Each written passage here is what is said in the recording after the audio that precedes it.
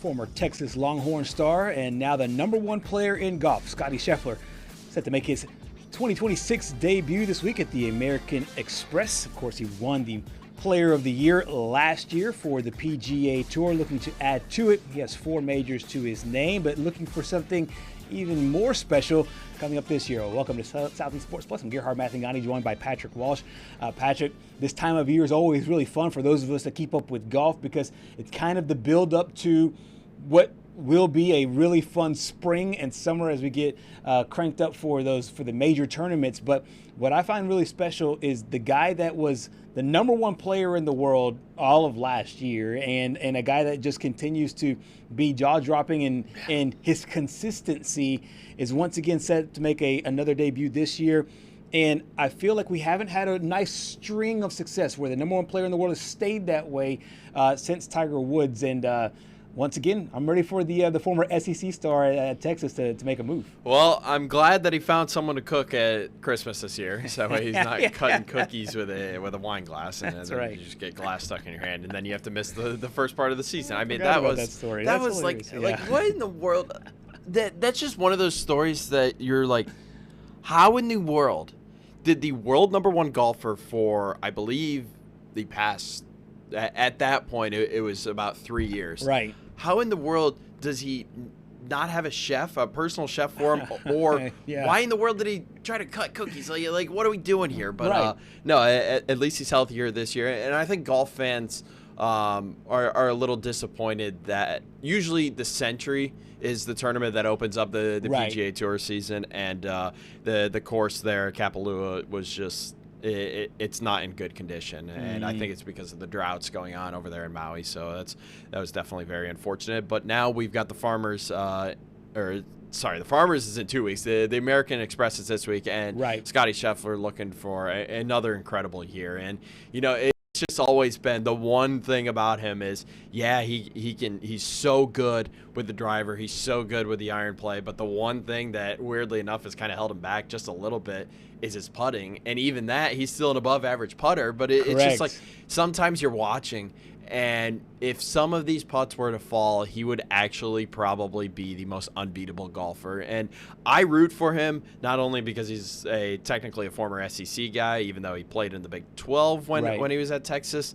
I root for greatness. I want to see someone go up against what Tiger set out to be, and the sky's truly the limit for him.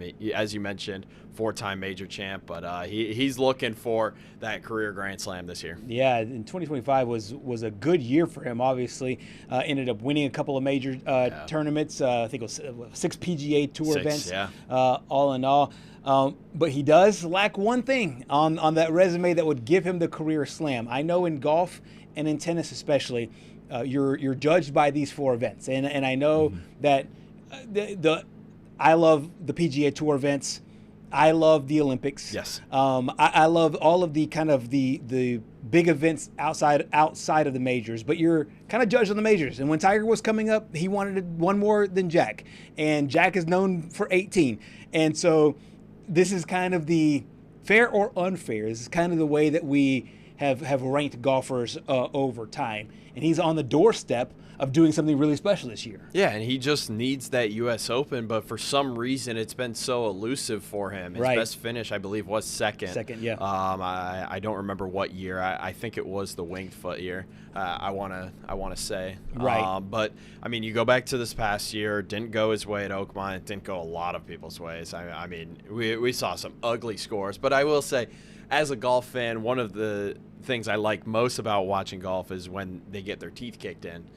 Because it's like, one of us, right there, you right there are just one of us. Yeah.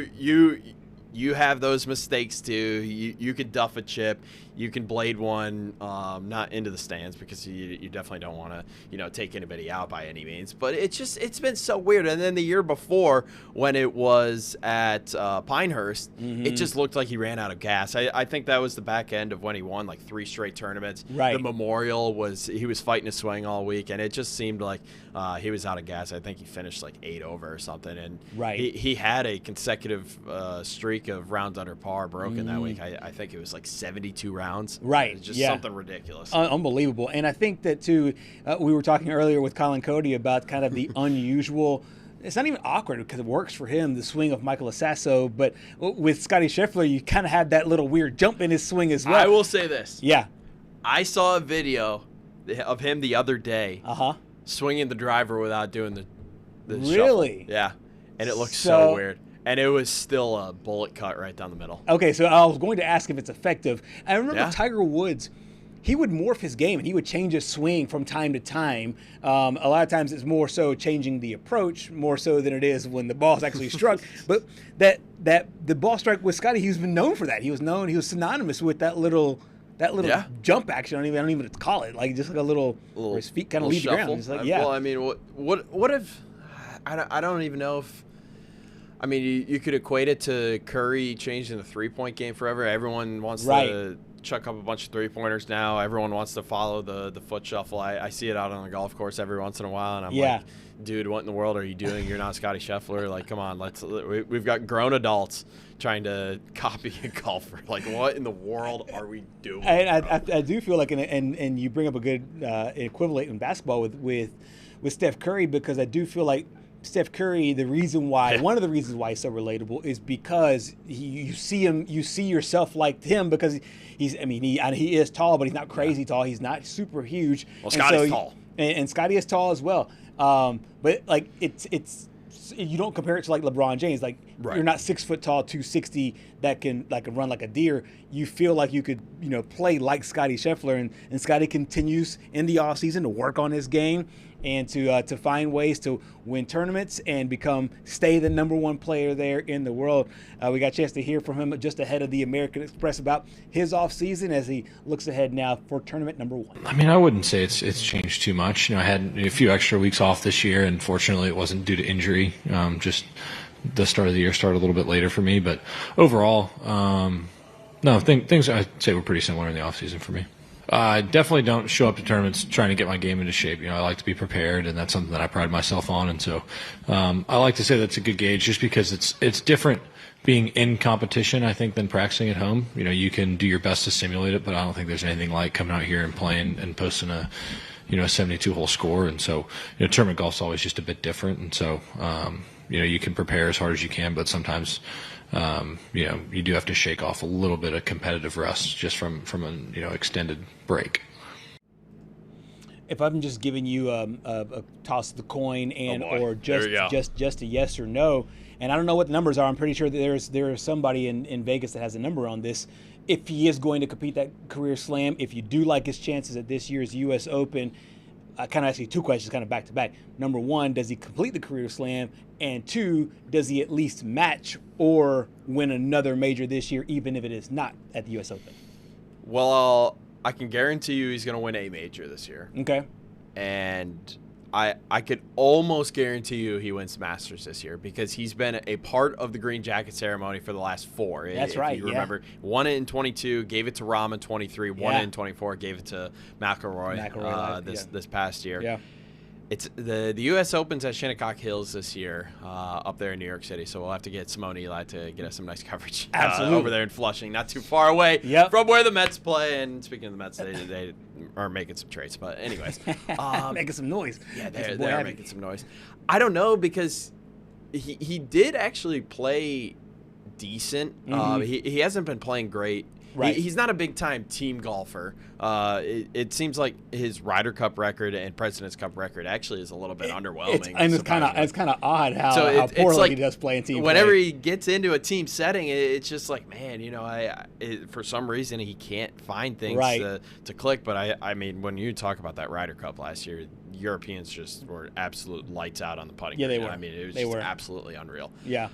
I think it escapes him for at least one more year. It's just for some reason, something about that U.S. Open. I don't think we're going to have like a Rory situation where it's like, oh, yeah, that one tournament. Right. That one tournament seems to escape you. And unlike the Masters where it's played at Augusta National every year, the U.S. Open continuously rotates. Right. I forget where it is next year. I want to say it's Shinnecock Hills this year, and I want to say it's like Erin Hills in Wisconsin next year, I want to say. Potentially. I know you're working on that. Yeah, It's going to be those at two sites. Oakmont for like 5 times in the next 50 years. Right, yeah, That's you're- one of those anchor sites. But Yeah, you're right. Shinnecock Hills, then Pebble Beach, then Wingfoot in 28, then okay. Pinehurst in 29. Oh, okay. So Yeah. I think I said Oakmont. I meant to say Pinehurst.